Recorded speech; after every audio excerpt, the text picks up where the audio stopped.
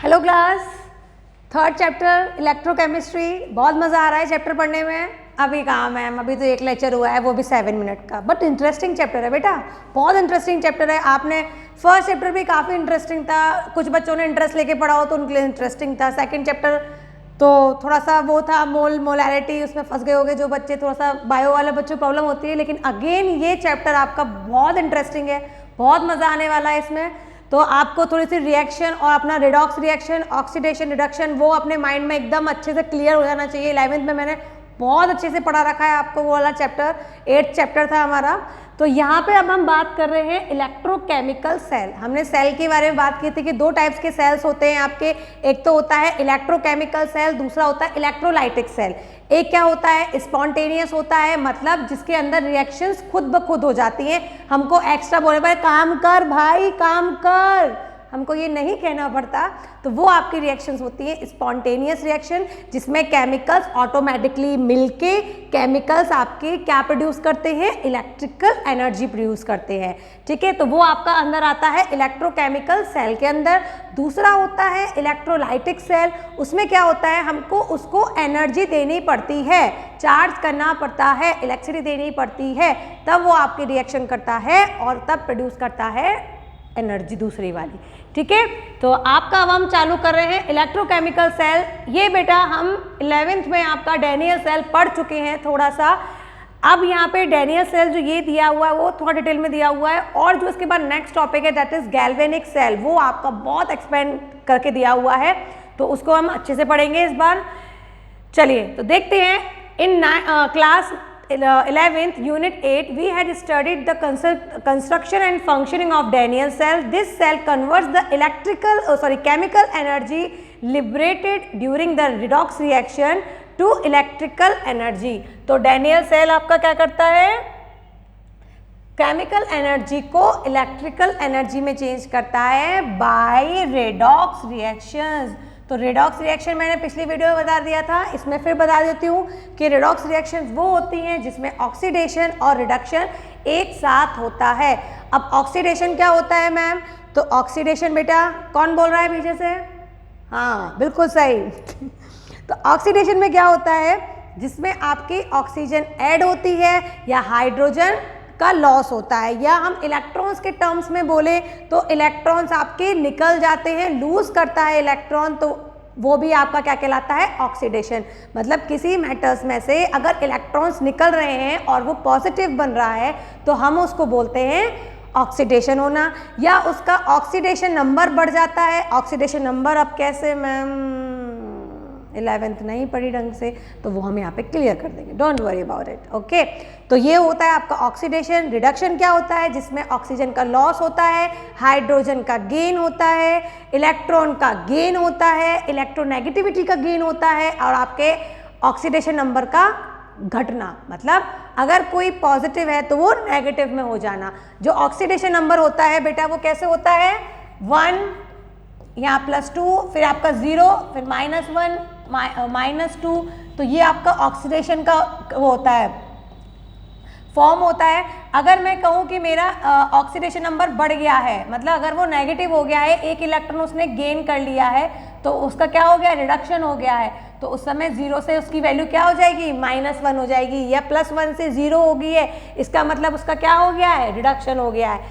किसी का oxidation number +1 से 0 हो गया है, इसका मतलब इसके अंदर क्या जुड़ गया है, एक इलेक्ट्रॉन जुड़ गया है, और इलेक्ट्रॉन के जुड़ने को क्या कहते हैं हम, रिडक्शन कहते हैं। तो अगर +1 से 0 अगर कोई ऑक्सीडेशन नंबर शो कर रहा है तो इसका मतलब उसका क्या हो गया है, रिडक्शन हो गया है।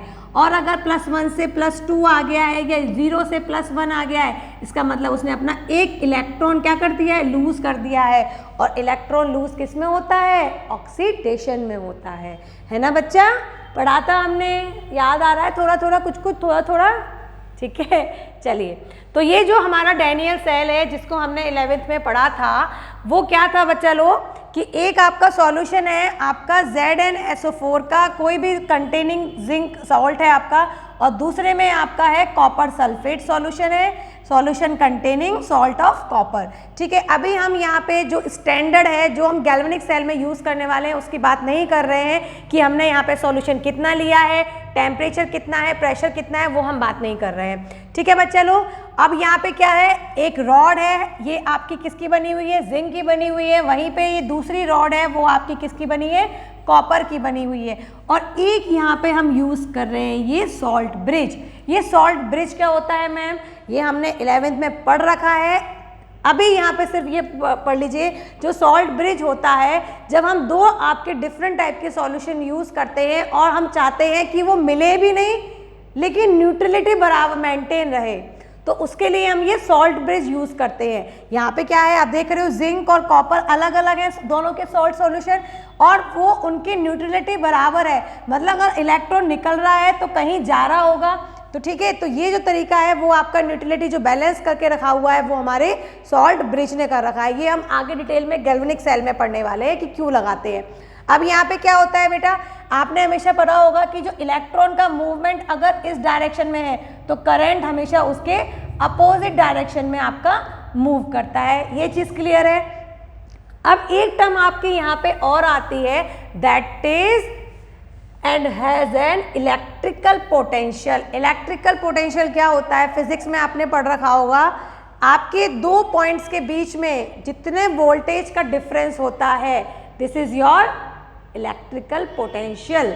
ठीक है, अब जैसे आपने देखा होगा, आप पानी जो होता है, हमने टंकी जो नलची लगा के आपका नल ऑन किया, पानी आपका प्रेशर आगे कैसे बढ़ता है, पीछे के वाले जो आपका पानी है वो उसको प्रेशराइज कर रहा होगा, तो एक प्रेशर आपका लग रहा है, एक पोटेंशियल लग रहा है। उसी तरह से इलेक्ट्रॉन जो मूव करते हैं वो भी इसी तरह से करते हैं, पीछे वाला उसको पुश करता है, वो आगे आगे बढ़ते जाते हैं। तो एक पॉइंट से दूसरे पॉइंट के बीच का जो डिफरेंस होता है, इलेक्ट्रिकल पोटेंशियल जो होता है, जिसको वोल्ट मीटर में यूज़ करते हैं, वोल्ट मीटर से मेज़र करते हैं, वो आपका आता है इलेक्ट्रिकल पोटेंशियल कहते हैं हम उसको।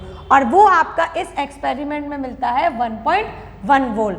कब, जब कंसंट्रेशन आपकी Zn+2 की और Cu+2 आयंस की क्या हो, 1 मोल हो, जिसको हम किसके अंदर पढ़ेंगे, गैल्वेनिक सेल के अंदर पढ़ेंगे। गैल्वेनिक सेल को हम वोल्टिक सेल भी कहते हैं। तो यहाँ पे हमने कंसंट्रेशन आपकी 1 मोल लिया है, 1 मोलल, ठीक है, मोलैलिटी के उसमें लिया है, मोलैरिटी के फॉर्म में लिया है। तो 1 मोल आपका ये हो गया। और आपका अलग अलग कंडीशंस में जब आपकी कंसंट्रेशन क्या होती है, दोनों की सेम होती है, 1 मोल होती है, और आपका टेम्परेचर एक फिक्स होता है, प्रेशर फिक्स होता है, तो उस कंडीशन में जो आपको इलेक्ट्रिकल पोटेंशियल मिलता है दैट इज 1.1 वोल्ट। अब ये ऐसे कैसे मिलता है, ये सब हम गैल्वेनिक उसमें अंदर पढ़ेंगे। अभी यहाँ पे हम फिलहाल में इसकी छोटी सी जानकारी ले रहे हैं कि एक तो ये जो आपका रिडॉक्स रिएक्शन हुई है ये कैसे हो गई है मैम, बल्कि ये दोनों तो अलग अलग हैं, है ना, ये अलग अलग उसके अंदर हैं, तो ये आपकी ये इक्वेशन कैसे आ गई दोनों मिलके, है ना। तो बच्चा क्या होता है, इस कंडीशन में जो आपका जिंक है, जिंक आपका इलेक्ट्रॉन लूज कर देता है और Zn+2 बनाता है, और ये इलेक्ट्रॉन आपके लूज कर देता है इस मेटल में से, इस रॉड के अंदर से, और यहाँ पे क्या हो जाता है आपका ZnSO4 था, तो ZnSO4 के अंदर Zn+2 आपका बढ़ता जाता है। तो इलेक्ट्रॉन आपके लूज हो गए, इलेक्ट्रॉन आपके मूव कर रहे हैं, यहाँ से यहाँ पे पहुँच रहे हैं, तो यहाँ पे क्या हो रहा है, Zn आपका 2 इलेक्ट्रॉन लूज करके क्या बना रहा है, Zn+2 बना रहा है। क्लियर है। और दूसरे में क्या हो रहा है, यहाँ पे जो आपकी कॉपर रॉड है, ये आपकी किसकी है, कॉपर रॉड है, और यहाँ पे नीचे किसका है, CuSO4 का सॉल्यूशन है। तो यहाँ पे जो CuSO4 होगा वो आपका टूट जाएगा Cu+2 और SO4-2 के अंदर। तो जो ये कॉपर के Cu+2 है वो क्या करेगा, इन इलेक्ट्रॉन्स को लेना चाहेगा, इन इलेक्ट्रॉन्स को लेना चाहेगा और लेके क्या बन जाएगा, Cu। तो जैसे यहाँ पे आपका Cu+2 है, वो आपके इन 2 इलेक्ट्रॉन्स को लेना चाहेगा और लेके क्या बना लेगा, Cu बना लेगा। और ये Cu कहाँ डिपॉजिट होती जाएगी, यहाँ डिपॉजिट होती जाएगी। अब ये जो डिटेल में ये हम अगेन गैल्वेनिक सेल में पढ़ने वाले हैं। तो यहाँ पे जब ये Cu बन जाता है तो वापस से क्या करता है, ये इलेक्ट्रिसिटी को कंडक्ट करता है अपोजिट डायरेक्शन में। तो यहाँ पे क्या हो रहा है, Zn आपका हो रहा है और यहाँ पे Cu+2 हो रहा है। यहाँ पे Zn अपने 2 इलेक्ट्रॉन लूज करता है, Zn+2 बना देता है, और यहाँ पे वही 2 इलेक्ट्रॉन आपका Cu+2 अपने अंदर लेके क्या बना लेता है, Cu बना लेता है। तो इस तरह से ये दोनों आपके अलग अलग होते हुए भी इसी एक गैल्वेनिक सेल कह लूँ या डैनियल सेल कह लूँ, उसके अंदर क्या करते हैं, रिडॉक्स रिएक्शन को कंडक्ट करते हैं। आई होप ये चीज़ क्लियर हुई हो। जैसे ही आपको वीडियो मिलती है आप इसको देखिए, नहीं समझ में आता है मुझसे तुरंत पूछिए, क्योंकि ये अगर अभी डाउट यहाँ क्लियर नहीं हुआ तो आगे जब हम गैल्वेनिक सेल पढ़ेंगे तो वहाँ पे भी आपको ये चीज़ क्लियर नहीं होगी। ठीक है बच्चा, अब यहाँ पे आपको माइंड में ये रखने वाली बात है कि जो इसका इलेक्ट्रिकल पोटेंशियल होता है वो कितना होता है, 1.1 वोल्ट। यहाँ पे इलेक्ट्रिकल पोटेंशियल को आपको टर्म दी गई है, दैट इज ई सेल दिया हुआ है, या इसको EMF भी बोलते हैं। ये क्यों बोलते हैं, अगेन नेक्स्ट वीडियो। ओके चलिए, तो यहाँ पे बेटा क्या है, ये हम देखते हैं कि यहाँ पे पहले केस में क्या हो रहा है, ये वाला आपका पहला केस है। ठीक है बच्चा लोग, तो पहले केस में क्या हो रहा है, जब आपको कोई पावर नहीं दी गई है, जब इस सेल के अंदर कोई पावर नहीं दी गई है, जब कोई पावर नहीं दी होती है, तो आपका जो इलेक्ट्रिक पोटेंशियल होगा वो क्या होगा, 1.1 से कम होगा। जब कोई आप पावर नहीं दे रहे, कोई करंट नहीं जा रहा है इसके अंदर, तो इस समय क्या हो रहा है, आपकी पावर ऑफ है। आप इमेजिन करो आपकी जो बैटरी है, तो जब लाइट आपकी क्या है, नहीं आ रही है, लाइट आपकी नहीं आ रही है, तो उस समय क्या होता है, हमारे ये दोनों जो आपके सॉल्यूशन है, ये वैसे ही क्या करते हैं, इलेक्ट्रॉन आपके फ्लो करते हैं। मैंने बताया किस तरह से इलेक्ट्रॉन का फ्लो होता है। यहाँ पे जो जिंक है ये आपका क्या करता है, इलेक्ट्रॉन लूज करता है और Zn+2 बनाता है, जो कि सॉल्यूशन के अंदर मिक्स हो जाता है, और यहाँ पे आपके इलेक्ट्रॉन्स निकलने लगते हैं। तो इस समय क्या काम करता है, ये स्पॉन्टेनियस रिएक्शन करता है। क्या करता है, स्पॉन्टेनियस रिएक्शन। कब, जब इसका एक्सटर्नल पोटेंशियल जो है वो 1.1 से कम हो, मतलब नो पावर।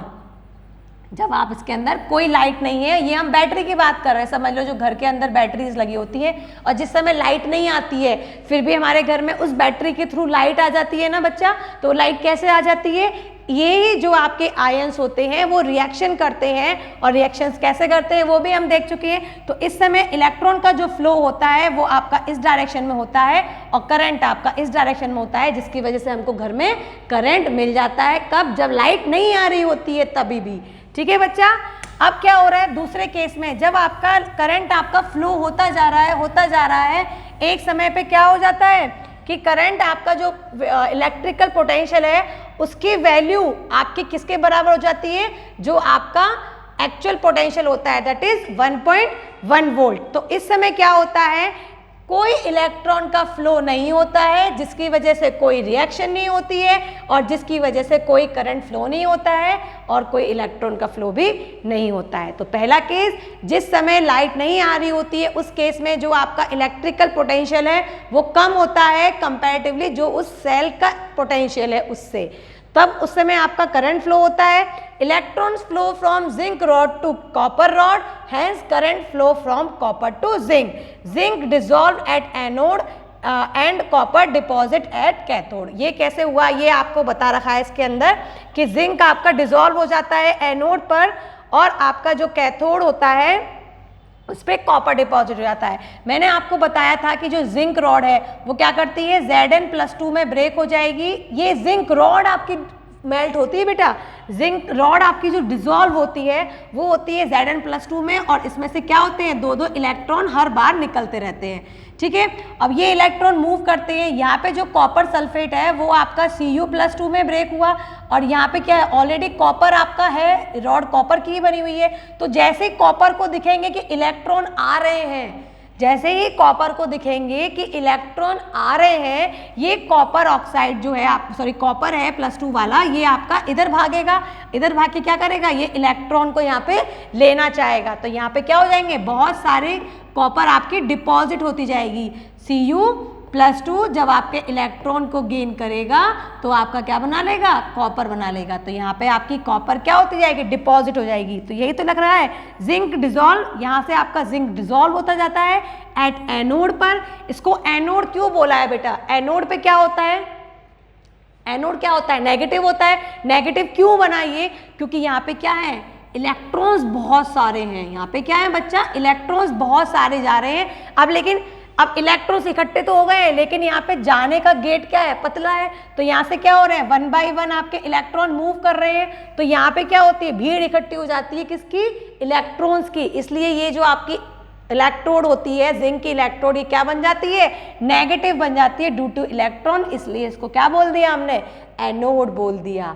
और वहीं पे ये जो आपकी कॉपर की रॉड है, कॉपर की रॉड है, इस पे Cu+2 आयंस आके इकट्ठे हो जाते हैं बहुत सारे, जिसकी वजह से क्या हो जाता है, कैथोड बन जाता है, पॉजिटिव बन जाता है, क्योंकि इस पे क्या हो जाते हैं, बहुत सारे पॉजिटिव आके इकट्ठे हो जाते हैं। अब क्या है, प्रसाद बट रहा है, ठीक है, पंडित एक ही बांट रहा है और भीड़ आ गई है बहुत सारी, तो मतलब एक एक करके ही तो मिलेंगे। कॉपर ने देखा अरे इलेक्ट्रॉन आ रहे हैं, इलेक्ट्रॉन आ रहे हैं, सारे पहुंच गए वहां भीड़ लगा के, लेकिन एक कॉपर को 2 इलेक्ट्रॉन चाहिए, तो ये तब तक नहीं हटेगा यहाँ पे जब तक इसको 2 इलेक्ट्रॉन मिल जाते, ये 2 इलेक्ट्रॉन मिल जाएंगे, सो ये यहाँ पे डिपॉजिट हो गया। फिर दूसरा वाले को नंबर मेरी बारी, फिर उस Cu+2 को मिल जाएंगे आपके 2 इलेक्ट्रॉन, फिर वो क्या हो जाएगा, फिर वापस से वो डिपॉजिट हो जाएगा। तो इस तरह से क्या होती है, यहाँ पे Cu+2 की भीड़ जमा हो जाती है और धीरे धीरे जो कॉपर जिनको इलेक्ट्रॉन मिल जाते हैं वो कॉपर के रूप में आपके डिपॉजिट होते जाते हैं, जिनको इलेक्ट्रॉन नहीं मिल पाते वो खड़े ही रहते हैं, अब आएगा। इसकी वजह से यहाँ पे क्या होता है, पॉजिटिव चार्ज बहुत ज़्यादा बढ़ जाता है और इसीलिए ये कैथोड और पॉजिटिव कहलाता है। I hope it's clear now, ठीक है। तो यहाँ पे क्या हुआ, पहले केस में जब आपका करंट बहुत ज़्यादा फ्लो हो गया, जब आपकी लाइट नहीं आई थी तो हमको करंट मिल गया क्योंकि रिएक्शंस हो गई, स्पॉन्टेनियस रिएक्शन हो गई है। दूसरे केस में क्या हुआ है, जब आपका चार्ज मतलब करंट आपका ऑलरेडी बैटरी चार्ज हो चुकी है, तो उस समय क्या आ जाता है, इक्विलिब्रियम आ जाता है और उसने इतनी आपका इलेक्ट्रिक पोटेंशियल 1.1 के बराबर प्रोड्यूस कर लिया है, तो उस समय ना तो कोई करंट फ्लो होता है और ना ही कोई इलेक्ट्रॉन फ्लो होता है, ना ही कोई केमिकल रिएक्शन होती है। अब क्या होता है बेटा, लाइट आ गई, लाइट आने पे क्या होता है, हमारी बैटरी चार्ज होने लग जाती है। अब लाइट आ गई तो लाइट हम दे रहे हैं उसको, बैटरी को, हमारी इन्वर्टर को, बैटरी को लाइट दे रहे हैं, और जब हम लाइट देते हैं तो क्या होता है, नॉन स्पॉन्टेनियस हो जाता है वो रिएक्शन, वो सेल कौन सा बन जाता है, इलेक्ट्रोलाइटिक सेल।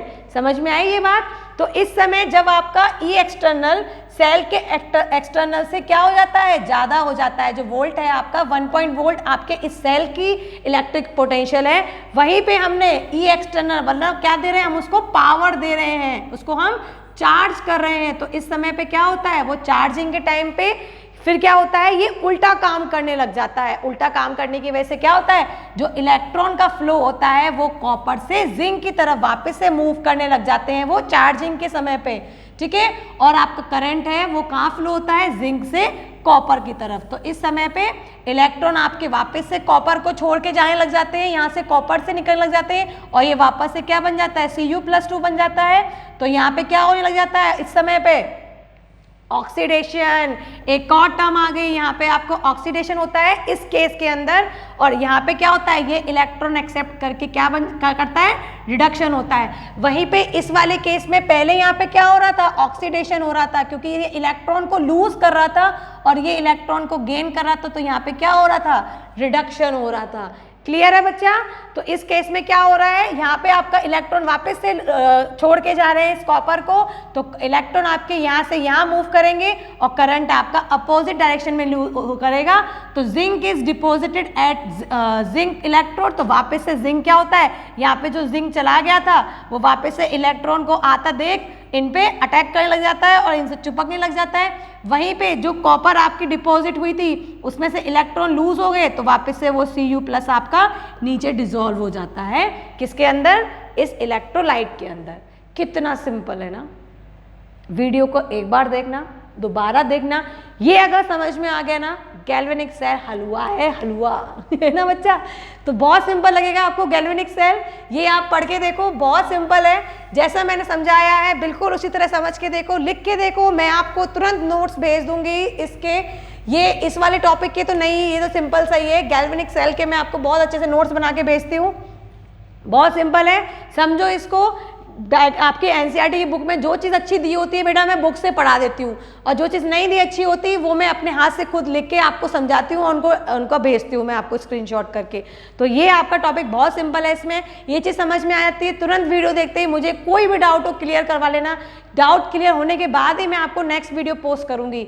1 दिन का टाइम दूंगी, उसके बाद मैं आपको गैल्वेनिक सेल की वीडियो पोस्ट करूंगी, क्योंकि अगर ये समझ में नहीं आया तो गैल्वेनिक सेल समझ में नहीं आएगा, उसकी आगे की चीज़ें भी नहीं समझ में आएंगी। तो यहाँ पे आपको माइंड में सेट हो जाना चाहिए कि जब हम बैटरी चार्ज नहीं कर रही है आपकी, तो उस समय क्या हो रहा है, इलेक्ट्रॉन का फ्लो यहाँ से यहाँ क्यों जा रहा है, ये आपका पॉजिटिव क्यों है, ये आपका नेगेटिव क्यों है, यहाँ पे ऑक्सीडेशन क्यों हो रहा है, वहाँ पे रिडक्शन क्यों हो रहा है। फिर दूसरे केस में जब आपकी लाइट आ जाती है और आपकी बैटरी चार्ज होने लग जाती है, तो उस समय वापस से इलेक्ट्रॉन का फ्लो अपोजिट क्यों हो जाता है, और आपका जो जिंक है वो वापस से डिपॉजिट क्यों हो जाता है, और कॉपर डिसॉल्व होना क्यों चालू कर देता है।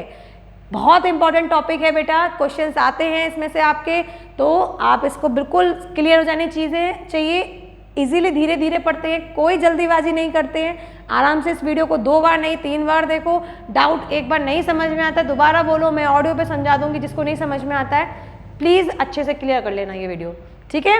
नेक्स्ट आपका गैल्वेनिक सेल है, क्योंकि टॉपिक जो है थोड़े लेंदी हैं, भले छोटे छोटे, लेकिन एक्सप्लेनेशन करने में बहुत टाइम लगता है चीज़ों को, इसलिए मैं छोटी छोटी वीडियोज़ बनाऊंगी, आपको एक एक टॉपिक करके दूंगी और क्लियर करवाती रहूँगी चीज़ों को। ओके बच्चा, तो गैल्वेनिक सेल नेक्स्ट वीडियो में पढ़ेंगे।